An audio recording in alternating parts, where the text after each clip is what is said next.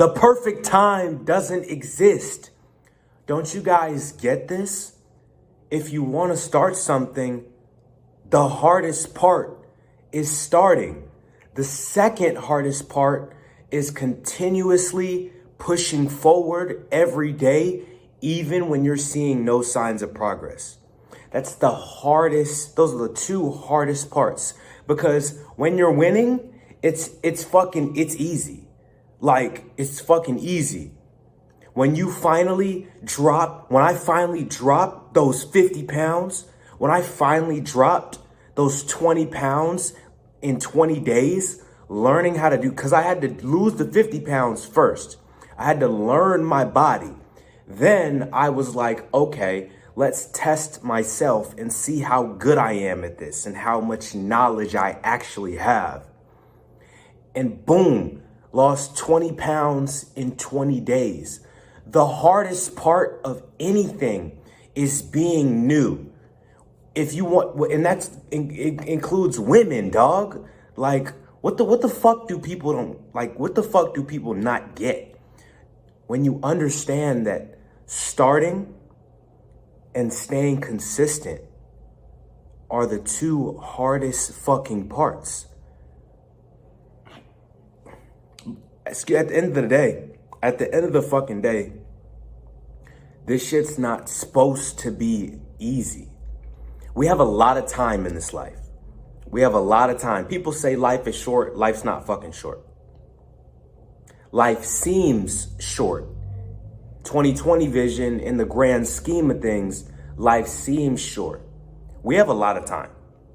Like, I guarantee you, if you just sat in your fucking bathroom for an hour, not even an hour, 45 minutes, if you sat there and just looked at the fucking wall, you'd be like, oh my fucking goodness.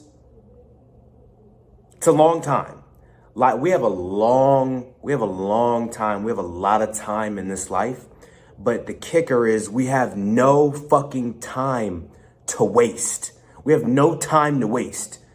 People think, oh, I'll get in shape when I do this, or I'll get in shape when I do that. If you fucking die in 10 years, what you've gained everything life has to offer. If you die in 10 years, what the fuck does it matter?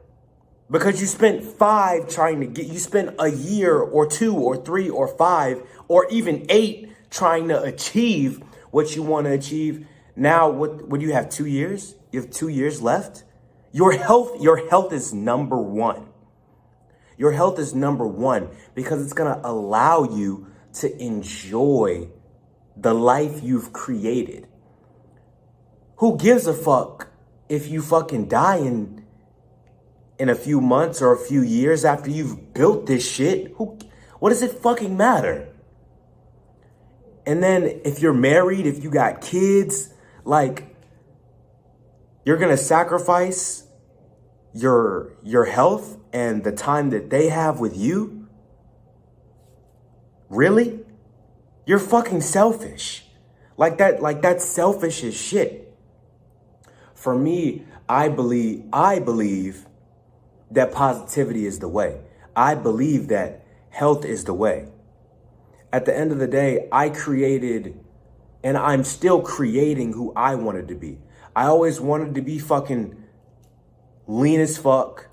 I've always wanted to lose that fucking body fat that I had. I always wanted to get a bunch of tattoos and get fucking blasted. Like, that's what I've always wanted. Now I'm working on other shit. But at the end of the day, health is number one. We have a lot of time, but we have no time to waste. Your body is your resume. When you walk in a room, man or woman, doesn't matter. If you're in shape, because most of the people, they're not going to be in shape. They're not going to be, and if they're in shape, they're not going to be lean. They're not going to have the body that you have. So you automatically stand out. You stand out because you live a certain way.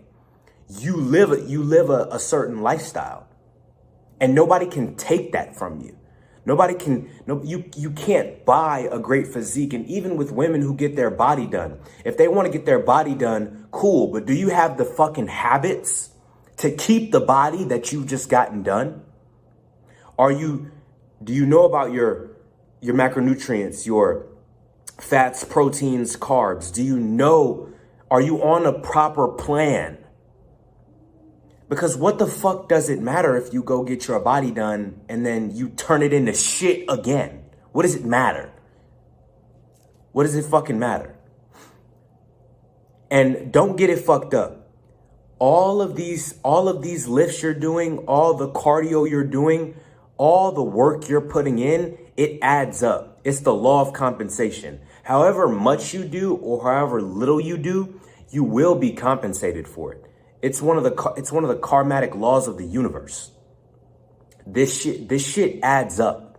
At the end of the day, if let's take me for example.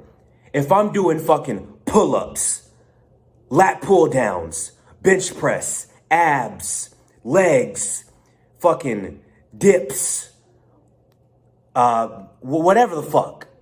If I'm doing all of that shit, if I'm doing all of these fucking exercises for years straight, how the fuck would my physique not look great? If I'm eating correctly, if I'm tracking my carbs, my fats, my proteins, and staying in a caloric deficit, how the fuck am I not gonna lose fat? It doesn't make sense. It's going to happen.